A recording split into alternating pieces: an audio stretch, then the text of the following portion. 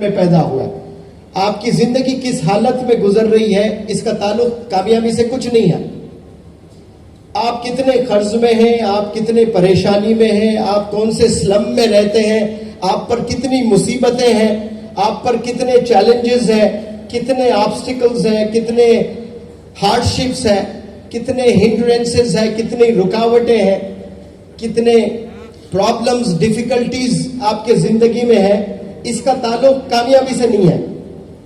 کامیابی انسان کو کوئی بھی فیلڈ میں اگر آپ چاہتے ہو تو سب سے پہلی جو چیز ہے وہ ارادہ, نیت.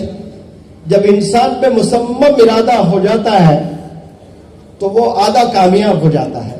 یعنی ایسا مصمم ارادہ جو اس کو دن رات محنت کر رہا ہے اور مزہ آ رہا ہے, کبھی بوریت نہیں ہو رہی ہے اس کو, تو وہ ارادہ سب سے پہلی سیڑھی ہوتی ہے.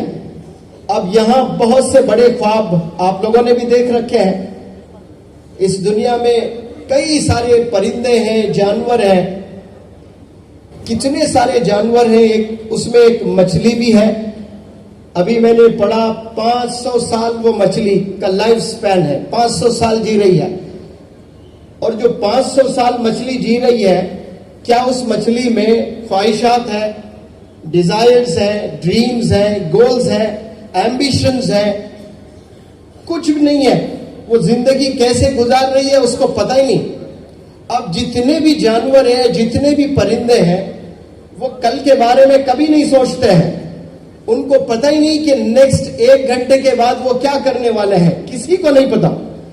لیکن بہت سے انسانوں کو پتا ہے کہ 1 گھنٹے کے بعد آپ کیا کرنے والے ہیں. آپ کو پتا ہے کہ میں عصر کی نماز پڑھوں گا, فلانے جگہ جاؤں گا, ان سے ملاقات کروں گا, بھوک لگ رہی ہے کھانا کھاؤں گا. میں روز 3 چائے پیتا ہوں, آج 1 ہی چائے ہوئے ہے.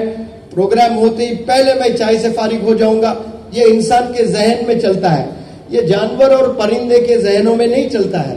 اللہ نے دماغ دے کر بھی لاک تالا ڈال دیا ہے. سارے جانوروں میں, مچھر میں 4 دماغ ہوتے ہیں, انسان کو تو ایک ہے, لیکن سوچنے کی صلاحیت اللہ نے نہیں دی ہے ان کو.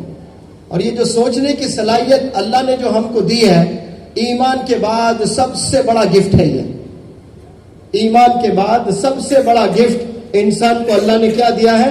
سوچنے کی صلاحیت. یہ سب میں ہے. افسوس ہم لوگ سوچتے نہیں ہیں, ہم لوگ ڈریم نہیں دیکھتے ہیں, یا دیکھتے ہیں تو اس پر پھر محنت نہیں کرتے ہیں. تو میں عرض کر رہا تھا, سب سے پہلی چیز ارادہ ہونا بہت ضروری ہے. ارادے کے بعد اچھے ادارے کی تلاش کرنا, کیونکہ اچھے ادارے میں آپ کو اچھے اساتذہ ملیں گے. وہ اساتذہ جن کے پاس میں ایکسپیرینس ہے, جن کے پاس میں ایفیشینسی ہے, جن کے پاس میں انتھوزیازم ہے, ایسے جو کوالٹیز ہیں, وہ اساتذہ کے زیر نگرانی آپ جب تعلیم حاصل کرتے ہو تو آپ کے علم میں پختگی آئے گی اور مزہ آتے رہے گا آپ کو. ان کا تجربہ آپ کو بہت مدد کرے گا. تو جس لائن میں بھی آپ جانا چاہتے ہیں, کامیاب ہونا چاہتے ہو, منزل کو چھونا چاہتے ہو, تو یاد رکھیں ارادہ ہونا مصمم, یہ سب سے پہلی سیڑھی ہے. دوسرا, ادارہ تلاش کرنا. آپ نے انگریزی میں ایک کہاوت ہے کہ this world has shrink into a global village. یہ دنیا ایک ولیج کی طرح سمٹ گئی ہے. اتنا آسان ہوا ہے کمیونیکیٹ کرنا, یا ایک دوسرے کے سے ملاقات کرنا, یا دیش کے اس کونے سے اس کونے تک, یا پھر کنٹریز کے سیر کرنا بے حد آسان ہو گیا, جو 200 سال پہلے آسان نہیں تھا کمیونیکیٹ کرنا. لیکن آج یہاں بیٹھ کر امریکہ میں کیا ہو رہا ہے آپ ٹیلی ویژن پر دیکھ سکتے ہیں, سوشل میڈیا پر دیکھ سکتے ہیں, اور خود آپ 2-3 گھنٹے, 4 گھنٹے, 6 گھنٹے میں وہاں پہنچ بھی جا سکتے ہیں. اتنا آسان ہوا ہے. تو یہ ادارے تلاش کرنا گویا بہت آسان ہو گیا. اسی لیے حدیث علماء سے میں نے سنا کہ دین سیکھنے کے لیے اگر آپ کو چین تک بھی جانا پڑے تو چین جائیں آپ. اس کے حوالے سے میں کہہ رہا ہوں کہ اچھے ادارے تلاش کرنے میں آپ کو دیش بھی اگر چھوڑنا پڑے تو آپ کو چھوڑنا پڑے گا، جانا پڑے گا آپ کو. آپ ہی کے گاؤں میں بیٹھ کر ساری چیزیں نہیں ملنے والی ہے آپ کو. قربانی دینا بے حد ضروری ہے. آدم علیہ السلام سے لے کر آپ صلی اللہ علیہ وسلم کم و پیش 1,24,000 پروفٹس آئے ہیں. اس میں نا اپنے خواہشات کو چھوڑنا، اپنے گھر کو چھوڑنا، محلے کو چھوڑنا، گاؤں کو چھوڑنا، اور تعلیم کے لیے دور دراز بھی جانا پڑے آپ کو جانا ہے، اور تعلیم اور سکلز آپ نے ڈیولپ کرنا ہے انشاءاللہ. اور یہ دو چیزوں کے علاوہ اور مزید بھی چیزیں ہیں. وہ کیا ہے کہ نمازیں پڑھ لیں لیکن آپ کے بول والدین کے ساتھ صحیح نہیں ہے، والدین آپ سے ناراض ہے، تو پھر اللہ بھی صاف صاف کہتا ہے کہ میں بھی آپ سے ناراض ہوں. اور 850 کروڑ جس میں کئی پریزیڈنٹس، کئی پرائم منسٹرز، کئی بزنس انٹرپرینرز، یہ سب جڑ جائے آپ کی مدد کے لیے، اور اللہ ناراض ہے، آپ کو لے آ کر پیڈسٹل اونچے تخت پر بھی بٹھا دے، آپ کی کچھ پل کی کامیابی اس دنیا میں رہے گی، لیکن اللہ کے نظر میں آپ کچھ نہیں ہو جب اللہ ناراض ہے.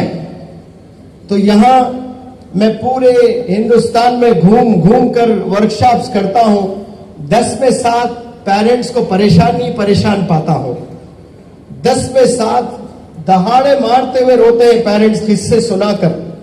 ایسے قصے کہ میری بچی برقعے میں کالج جاتی ہے، گلوز پہنتی ہے، آئی بالز کے علاوہ کچھ نظر نہیں آتا ہے، لیکن وہی لڑکی کے بارے میں جب دوسرے محلے کے لوگ آ کر شکایت کرتے ہیں تو دل پر کیا صدمہ گزرتا ہے میں بیان نہیں کر سکتا. شروع میں تو میں لوگوں سے لڑتا تھا کہ نہیں میری بچی ایسا نہیں کر سکتی، محلے والوں سے لڑ لیا میں نے، لیکن اس کے بعد جب وہ لا کر ویڈیوز دکھائے کہ پارک میں فلانے بچے کے ساتھ میں، ہوٹل میں فلانے بچے کے ساتھ میں، بائک پر فلانے بچے کے ساتھ میں 3 5 بوائے فرینڈز رکھ رہی ہے آپ کی بچی، اور میری آنکھوں سے میں نے دیکھا، سر دہاڑے مارتے ہوئے رویا میں.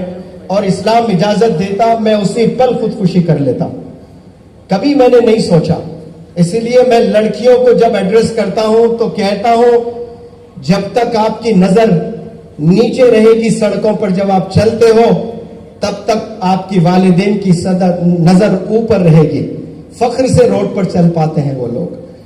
آج یہ حال ہے، گھر سے باہر نکلنے کے بعد نوجوان بچے، نوجوان بچیاں کتنے گناہوں میں ملوث ہوتے ہیں، والدین کو ذرا بھی فکر نہیں ہے اور علم نہیں ہے، ذرا بھی معلوم نہیں ہے کہ میرا بچہ کیا کر رہا ہے. مصروف اپنے زندگی میں ماں باپ ہیں اور سمجھتے ہیں کہ ہم اچھے اسکول میں، اچھے کالج میں، اچھے یونیورسٹی میں ہم اپنے بچوں کو پڑھا رہے ہیں، لیکن وہ بچے جا کر کیا رہے ہیں یہ والدین بے خبر ہے اس سے. اسی لیے والدین کی بھی ذمہ داری ہے. میں ہر سٹیج سے کہنے کی کوشش کرتا ہوں کہ اللہ نے 2 آنکھ آپ کو دیے ہیں، تو ایک آنکھ سے محبت کریں اور ایک آنکھ نظر رکھیں اپنے بچوں پر. اور میں آپ سے عرض کر رہا تھا کہ کامیاب ہونے کے لیے پہلے ارادہ ہونا، پھر اس کے بعد میں ایک اچھا ادارہ تلاش کرنا، پھر والدین کی دعاؤں سے آپ نے علم حاصل کرنا، یا جو لائن میں بھی آپ بزنس میں کام کر رہے ہو والدین کی دعائیں بھی جڑنا اس میں، تو پھر یہ اللہ کی مدد آتی ہے. اور یہ تینوں کے ساتھ اور ایک سب سے امپورٹنٹ چیز ہے، بڑے غور سے سننا آپ لوگ. اگر کوئی والد حافظ قرآن ہے، عالم دین ہے، مفتی ہے، شیخ الحدیث ہے، فضیلت الشیخ ہے، لیکن اس کا بچہ کالج میں جا کر 3 ایسے بچوں سے دوستی کرتا ہے. عموماً ایک کلاس روم میں 40 بچے ہوتے ہیں، 40 بچوں میں ایک لڑکا ہو یا لڑکی ہو، وہ سارے 40 بچوں سے دوستی نہیں ہوتی ہے، جانتے ضرور ہے ایک دوسرے کو، لیکن جو یاری لگاتے ہیں نا وہ 3 بچوں سے یاری ہوتی ہے. اور وہ 3 بچے اگر زانی ہے، شرابی ہے اور مزید گناہوں میں ملوث ہے تو والد تو بڑے دیندار، اب ایسے دیندار والد کا بچہ بھی جا کر وہ 3 بچوں سے دوستی اگر کر لیتا ہے نا تو پھر وہ والد بھی نہیں روک سکتا ہے. صحبت کا یہ اثر ہوتا ہے. اس لیے انگریزی میں کہتے ہیں man is known by the company he keeps. آپ کے دوست کو بلاؤ, میں دوست سے بات کر کے بتاؤں گا کہ آپ کا مستقبل کیسے ہونے والا ہے. یہ صحبت بڑی خطرناک چیز ہے. It can make you and at the same time it can break you. یہ آپ کو آباد بھی کر سکتی ہے, برباد بھی کر سکتی ہے. یہ آپ کو گرا بھی سکتی ہے, یہ آپ کو بلندیوں پر پہنچا بھی سکتی ہے. یہ دوستی جو بچے کرتے ہیں, بالخصوص 10th کے بعد کالج میں ایڈمیشن لیتے ہیں, 11ویں جماعت میں, 12ویں جماعت میں, یا 12ویں جماعت کے بعد گریجویشن کرنے کے لیے جو جاتے ہیں, تو نیا کالج ہوتا ہے, نیا سما ہوتا ہے, نیا جوش ہوتا ہے, اور وہ نیا جذبے کے ساتھ نئے کالج میں ایک نئے سما میں قدم رکھتے ہیں نوجوان بچے. جوش آسمانوں میں ہوتا ہے. تو وہ جوش میں جا کر 40 بچوں میں تلاش کے کہ میرا وقت کس کے ساتھ اچھا گزرے گا. آپ عیدین پر کپڑے خریدتے ہو تو 10 دکانوں میں جا کر اس کو چھوتے ہو, اس کو پکڑتے ہو, اس کو محسوس کرتے ہو, اس کو پہنتے ہو, ایک فوٹو کھینچتے ہو, اپنے دوست کو بھیجتے ہو, مشورہ لیتے ہو کہ یہ شرٹ کیسا لگ رہا ہے, مجھے لینا چاہیے کہ نہیں لینا چاہیے. اور وہ شرٹ کی کوئی حقیقت نہیں ہے, اس سے جنت دوزخ کا کوئی تعلق ہی نہیں ہے.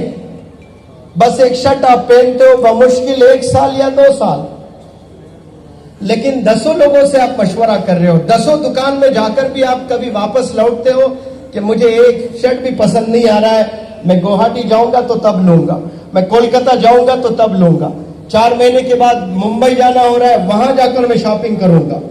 شرٹ کے لیے آپ ممبئی جانے کے لیے تیار ہیں, کولکتہ جانے کے لیے تیار ہیں, صبر کر رہے ہو کہ وہاں جا کر میں لوں گا. لیکن جب ایک دوست کو سلیکٹ کرتے ہو آپ, تو ان میں آپ نے کوالٹیز دیکھنا ہے کہ اس سے میری دوستی ہو رہی ہے, اس سے میں نے یاری لگانا شروع کر دی ہے.